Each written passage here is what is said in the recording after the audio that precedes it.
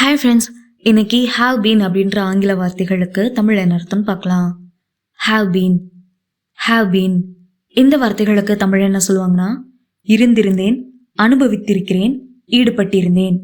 கடந்த 20 வருடங்களா நான் அமெரிக்கால தான் இருந்திருந்தேன். இதுல இருந்திருந்தேன் அப்படின்றத ஆங்கிலத்தில் ஹாவ் பீன் அப்படின்னு சொல்லுவாங்க.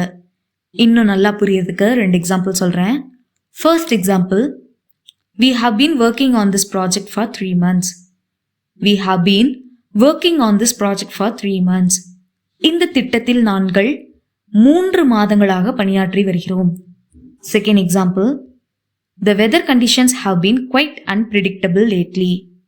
The weather conditions have been quite unpredictable lately. சமீபத்திய காலநிலை நிலைகள் மிகவும் எதிர்பார்க்க முடியாததாக உள்ளன. இன்னொரு வீடியோல வேறொரு ஆங்கில வார்த்தைக்கு தமிழ்ல அர்த்தம் பார்க்கலாம். அது வரைக்கும் பை பை.